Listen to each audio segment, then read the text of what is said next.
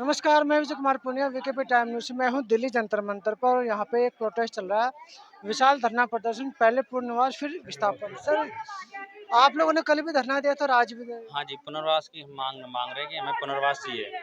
हमारे बिना पुनर्वास के घर तोड़ दिए जा रहे हैं।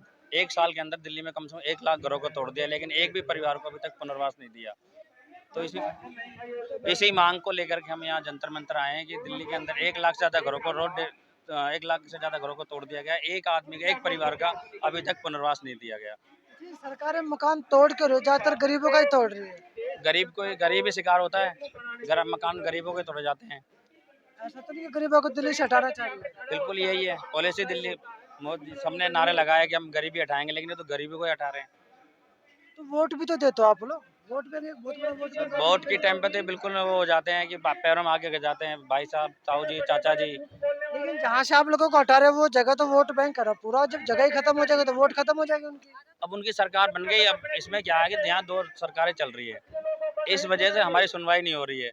अब वो केजरीवाल जी कहते हैं कि मेरा मैटर नहीं है और उधर उनके पास मोदी जी के, उनके पास जो एलजी के पास, वो कहते हैं बसाने का काम अरविंद केजरीवाल का है। अरविंद केजरीवाल जी कहते हैं तो वो डीडीए की जमीन है, वो हमारे हाथ में नहीं है मैटर का। नहीं, देखो आरोप प्रत्यारोप तो अलग बात है, कागज भी तो बोलते हैं ना। ये कागज तो सर वही है। कागज क्या दिए, एक देखो, हम वहाँ कल भी मैंने आपको न्यूज़ चैनल पे बताया था कि हम 100 साल से वहाँ पे रह रहे हैं। तो कागज यही होगा, हमारे पास तो राशन कार्ड होगा, वोटर कार्ड होगा और पहचान पत्र, ये जो राशन कार्ड होगा, ये सारी चीज़ें हमारे पास हैं। तो फिर आप लोगों ने बात नहीं की विधायकों से, केजरीवाल जी से बात करी हो कि भाई हम क्या करें। हम सबके पास जाए, विधायक जी के पास लेटर लिख दिया, प्रधानमंत्री, राष्ट्रपति जी, शहरी विकास मंत्री हरदीप पुरी जी को भी लेटर लिखे हैं, सबको हमने लेटर लिखे हैं। कोई जवाब आया। जहाँ भी वो एक दूसरे के ऊपर डाल रहे हैं, वो कहते हैं दिल्ली सरकार देखेगी, दिल्ली सरकार कहती है केंद्र सरकार देखेगी। वो ड्यूसुप दे देता है कि वो जमीन डीडीए की है। कितने समय से पंगा चल रहा है। ये कम से कम 20 साल से ज़्यादा हो गया। 20 साल। हाँ जी। और मकान तोड़ने कब स्टार्ट किया। 18-19 साल से मकान तोड़ के पटक जाते हैं। फिर दोबारा बन जाते हैं। फिर क्या करें, कहाँ जाएंगे जब हमारे को पुनर्वास नहीं देंगे, हम जाएंगे कहाँ? भाई तोड़ दिए उन्होंने, हम जाए कहाँ? कोर्ट में गए थे आप लोग। हाँ गए थे हाई कोर्ट में। क्या जवाब मिला वहाँ से। दिल्ली सरकार के वकील जाके बोलते हैं कि ये डीसू में नहीं आता, इसलिए हम पुनर्वास नहीं कर सकते। एलजी के पास जाओ तो कहते हैं बसाने का काम उनका है, दिल्ली सरकार का है। बस वही आरोप लगा। आपका नाम। मेरा नाम रणधीर है, मैं बेला स्टेट से आया हूँ। देखो, ये पुनर्वास का जो मुद्दा है, ये पुनर्वास एक हमारा हक है, क्योंकि एक हक को, जो हमारा अधिकार है, उसको ये सरकारें दबाने का काम कर रही है। क्योंकि जहाँ पर हम अस्थायी रूप से रहते हैं, वहाँ के आईडी प्रूफ वगैरह हमारे बनते हैं कि हम वहाँ के मूल निवासी हैं। ऐसा नहीं कि हम भारत के नागरिक नहीं है। जब हम वहाँ के मूल निवासी है, भारत के नागरिक है, तो हमारा अधिकार है, हक है पुनर्वास का। जो ये सरकार है, एक तानाशाही तरीके से हमारे घरों को तोड़ रही है और हमारे अधिकार को दबा रही है। एक दूसरे पर लांछन पहुँचते हैं कि वो करेगा, वो करेगा। लेकिन जो बाहर से शरणार्थी लोग आते हैं, उन्हें वाई लूटने के लिए उन्हें शरण देते हैं, उनके मकान बनाते हैं, उनको देते हैं। हम इस देश के नागरिक हैं, हमसे क्या इनका सम्मान घटता है? जब बाहर के राहगीरों से इनका सम्मान बढ़ता है। जब हम लोग, हमारे घरों से तोड़कर हमें जब बाहर कर दिया गया, रोडों पे आए हुए हैं, तो क्या इनका सम्मान बढ़ रहा है? इस चीज से क्या भारत का सम्मान ऊंचा हो रहा है? ऐसा प्रतीत हो रहा है कि हमारे देश में दोहरा कानून है, क्योंकि गरीबों को हमेशा दबाया गया है। गरीबों को ये जो सरकार है बार बार हटाने की बात करती है, गरीबी हटाने की बात करती है। आज ये गरीबी नहीं हटा रही, आज गरीबों को मिटा रही है। ना गरीब रहेगा, ना गरीबी रहेगी, क्योंकि इनकी सोच, इनकी थिंकिंग बहुत छोटी है।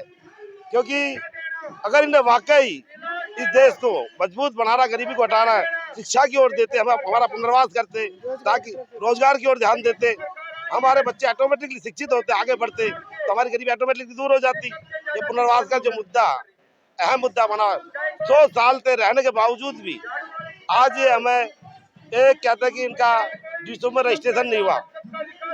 100 साल से मैं ये पूछना चाहता हूँ कि आजादी से पहले कि हम लोग वहाँ रह रहे हैं, यूसुफ का मुद्दा कब आया?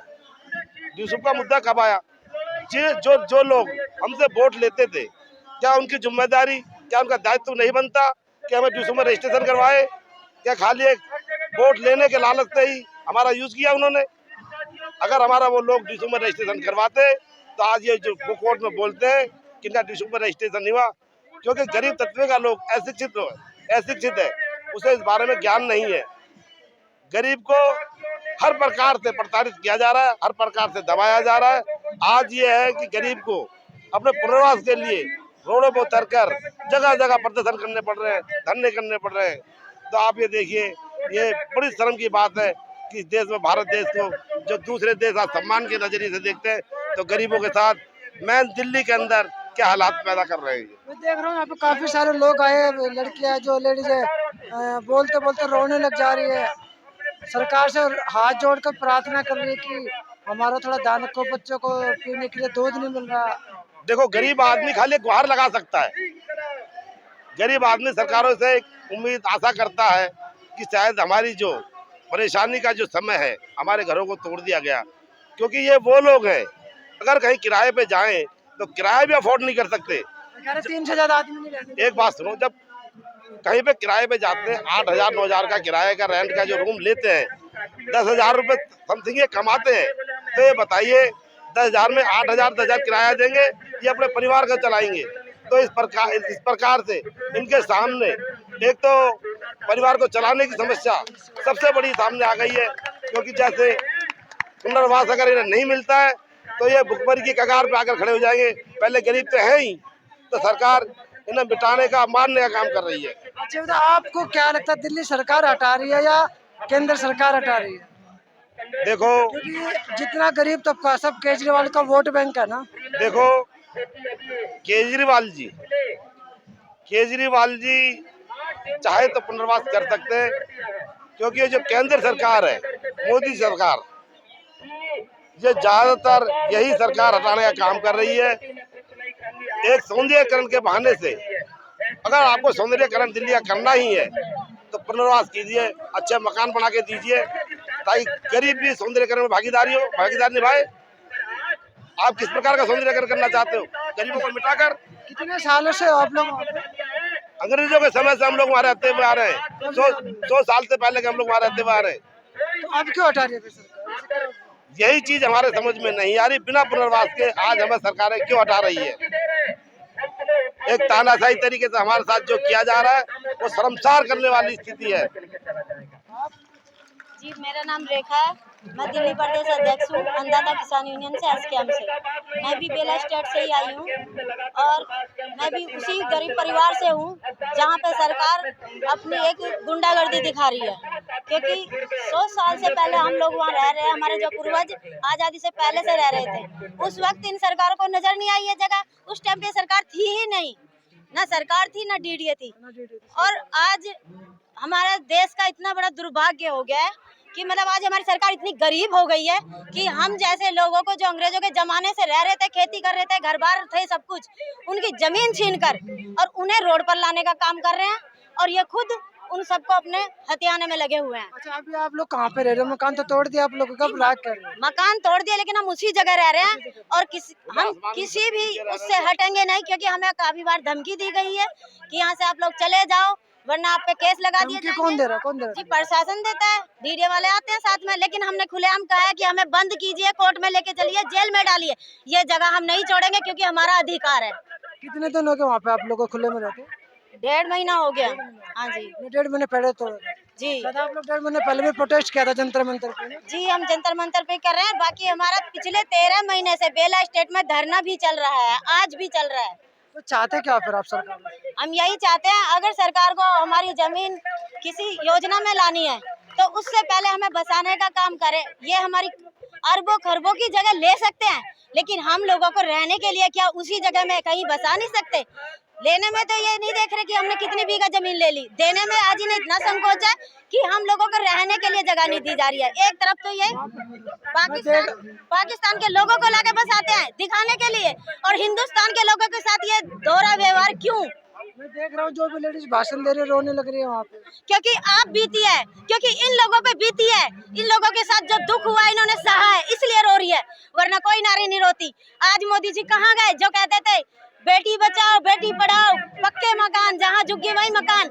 मोदी जी पक्के मकान तो आप क्या दोगे इनसे? गरीबों के इनके कच्चे मकान छीन लिए, इन्हें इनके मकानों में रहने दो। और आप दिल्ली का सौंदर्यकरण करना चाहते हैं, चाहे केजरीवाल हो चाहे मोदी प्रधान हो। लेकिन मैं ये कहना चाहती हूँ, अगर सौंदर्यकरण करना है तो इन लोगों को जगह दीजिए, इन्हें बसाइए, उसके बाद अपने आप सौंदर्यकरण हो जाएगा। गरीबों को मारकर सौंदर्यकरण नहीं हो सकता। तो ये थे यहाँ पे जो जिनके मकान तोड़े गए हैं, सरकारों ने मकान तोड़े हैं, जगह छीन ली है, खुले में रहने को मजबूर सभी लोग यहाँ पे मौजूद है और रो रो के यहाँ पे अपना बयान दे रही है, अपनी बातें रख रही है और रोने लग रही है। तो दिल्ली सरकार से भी और केंद्र सरकार से भी हम यही कहेंगे कि इनकी बात सुनी जाए ताकि ये अपना जीवन खुशी से व्यतीत कर सके। तो मैं Vijay Kumar Punia, VKB time news से मुझे दीजिए इजाजत। धन्यवाद।